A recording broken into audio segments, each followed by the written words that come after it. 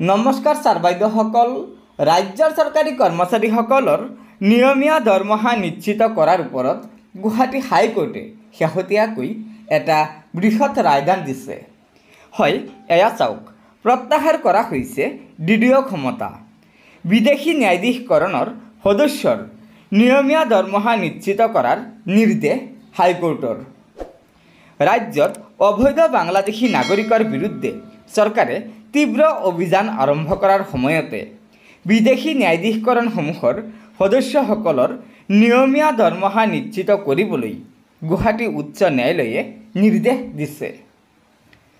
1754/2015 নম্বৰৰ লেখ আবেদনৰ শুনানি গ্ৰহণ কৰি গুৱাহাটী উচ্চ ন্যায়ালয়ৰ এখন এজনীয়া বিচাৰপীঠে শেহতীয়াকৈ ৰাজ্য চৰকাৰক নিৰ্দেশ দিয়ে যে ন্যায়াধীশকৰণৰ সদস্যসকলৰ ড্ৰয়িং এণ্ড ডিছবাৰ্চিং অফিচাৰৰ অৰ্থাৎ DDOৰ ক্ষমতা কৰ্তন কৰাৰ বাবে যাতে তেওঁলোকৰ নিয়মীয়া দৰমহাত কোনো অসুবিধাৰ সৃষ্টি নহয়।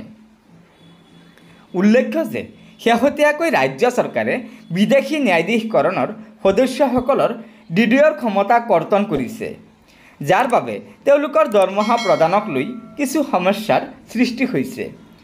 এই সন্দৰ্ভত এজনীয়া বিচাৰপীঠখনে কয় যে এই ক্ষেত্ৰত সঠিক পদক্ষেপ গ্ৰহণ কৰাৰ ৰাজ্য চৰকাৰৰ স্বাধীনতা আছে, কিন্তু বিদেশী ন্যায়াধীশকৰণৰ সদস্যসকলৰ এই ক্ষমতা কৰ্তন কৰোঁতে দৰমহা প্ৰদানৰ ক্ষেত্ৰত যাতে কোনো সমস্যাৰ সৃষ্টি নহয় সেয়া নিশ্চিত কৰিব লাগিব।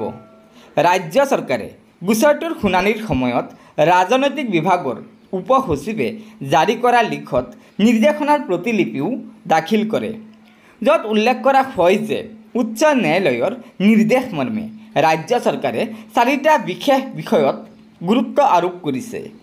এই বিষয়কেইটা হৈছে কিছুসংখ্যক বিদেশী ন্যায়াধীশকৰণৰ গোচৰ নিষ্পত্তিৰ নিম্ন হাৰ, তদুপৰি বিদেশী ন্যায়াধীশকৰণসমূহৰ পুথিভঁৰাল ব্যৱস্থা, সদস্যসকলৰ প্ৰশিক্ষণ আৰু তেওঁলোকক আইন জাৰ্নেল প্ৰদান কৰাৰ বিষয়টো ৰাজ্য চৰকাৰে বিবেচনা কৰিছে।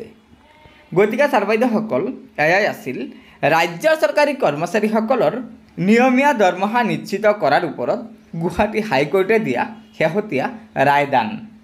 গতিকে ছাৰ বাইদেউসকল, লগৰ বন্ধুবৰ্গক এই ভিডিঅ'টো শ্বেয়াৰ কৰি আজিৰ এই গুৰুত্বপূৰ্ণ খবৰটো জনাই দিব আৰু নতুনকৈ অহা ছাৰ বাইদেউসকলে অনুগ্ৰহ কৰি আমাৰ এই চেনেলটো ছাবস্ক্ৰাইব কৰি ল'ব।